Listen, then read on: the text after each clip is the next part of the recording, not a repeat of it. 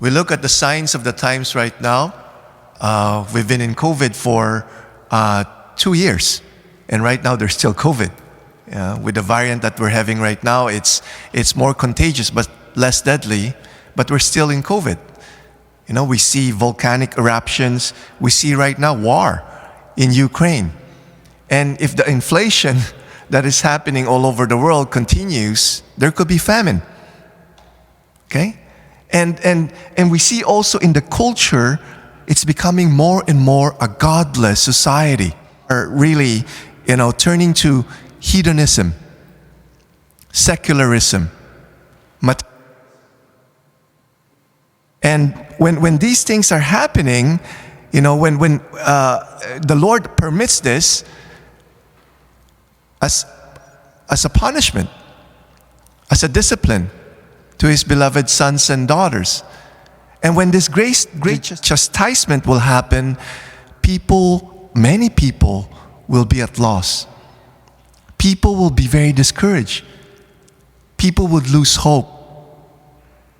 And that's the time really that for us Christians, we need to become the light of the world.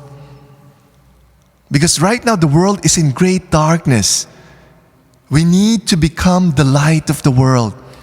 That people would turn to us for hope, for consolation, for comfort, for encouragement. That's why for us we need to do 3 things.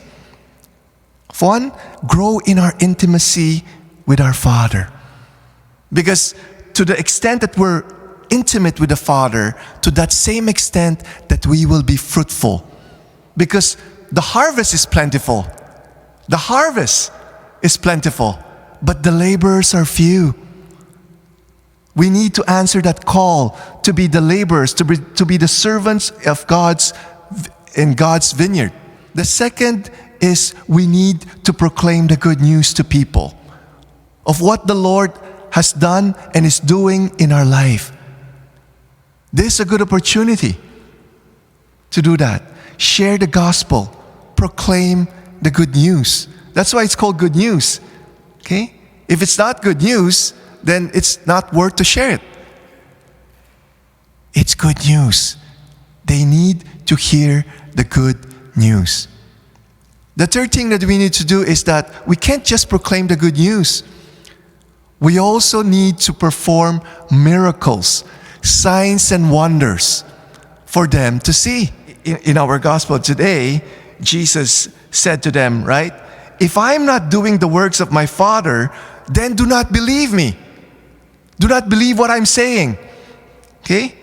But if I do them, even though you do not believe me, believe the works, the signs and wonders, the miracles that Jesus performed, so that you may know and understand that the Father is in me and I am in the Father. You see the 3 things there? The intimacy of God with the Father. The second, He proclaimed the good news. The third, He performed signs and wonders. And that's what we need to do also, the 3 things.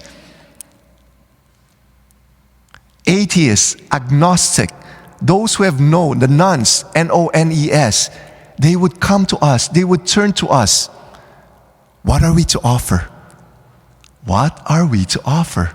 We can't give what we don't have. That's a principle. And I know for us, many Catholics, we're kind of shy to do that. Like, when there's a sick person, we're kind of shy or embarrassed or whatever. We don't want to heal the sick.